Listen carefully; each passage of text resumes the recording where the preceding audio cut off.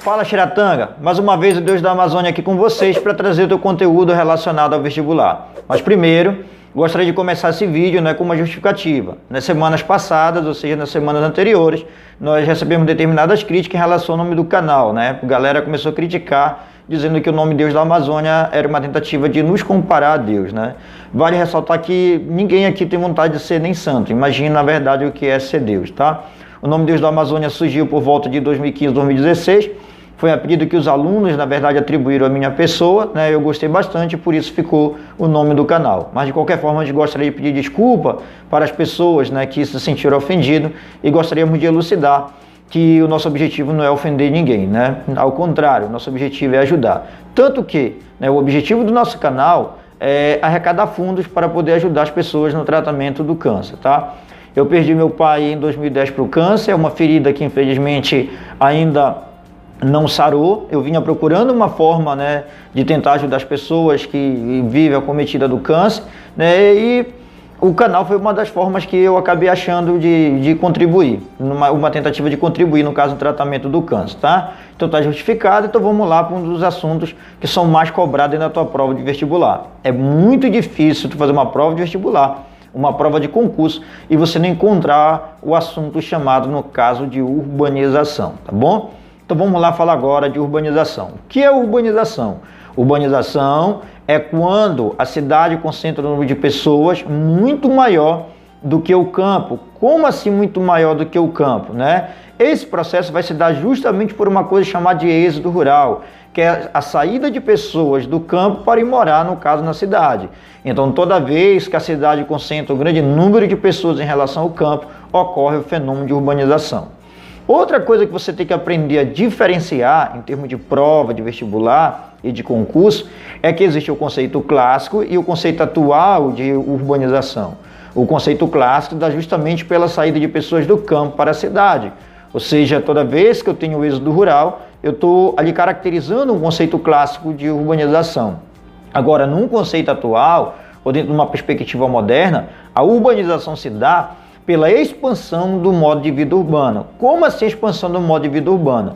É que algumas vezes você vai em determinadas localidades e aí nessa localidade você já encontra de determinados aspectos de urbanismo, Você vai encontrar, por exemplo, internet, você vai encontrar telefone, a questão dos hábitos culturais, por exemplo, determinadas comidas, tipo hambúrguer, hot dog, ou coisas nessa linha, Quando eu tenho a expansão do modo de vida urbano, do estilo de vida urbana, e aí isso acaba se enquadrando de uma perspectiva moderna do conceito moderno. E por que é necessário fazer essa diferença entre o conceito clássico e o conceito atual?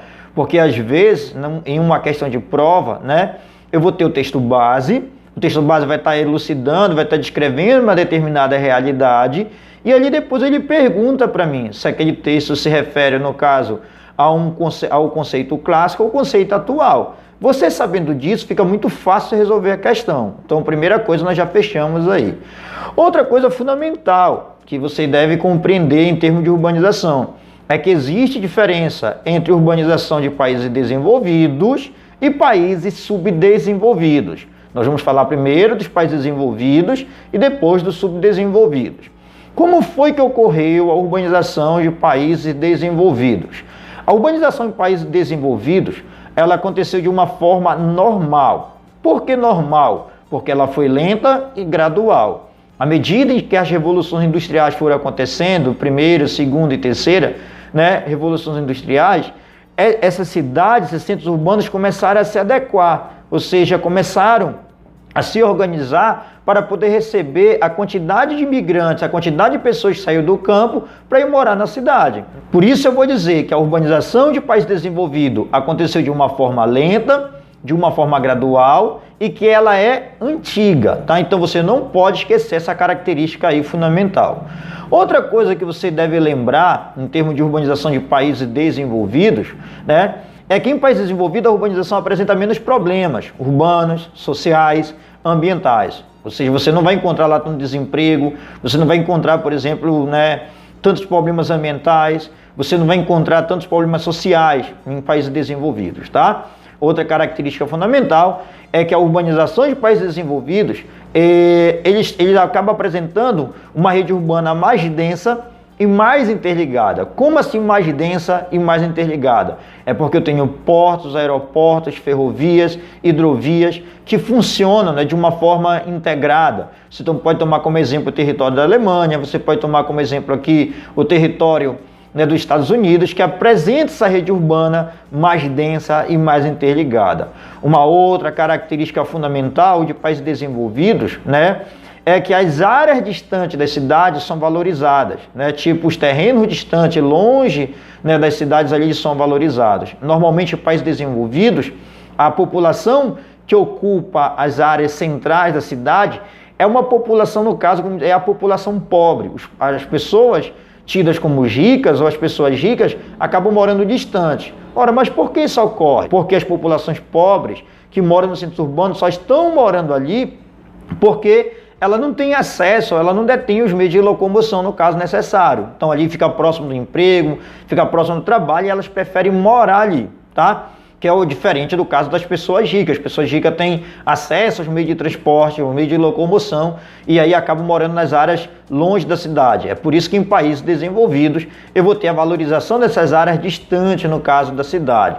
Então já fica de olho aí na característica da urbanização de países desenvolvidos, tá? Agora nós vamos falar da urbanização de países subdesenvolvidos, né? Como assim países subdesenvolvidos, né? Vamos tomar como exemplo aqui o Brasil. Como foi que ocorreu a urbanização em países subdesenvolvidos? Primeiro que ela foi anormal. Por que anormal?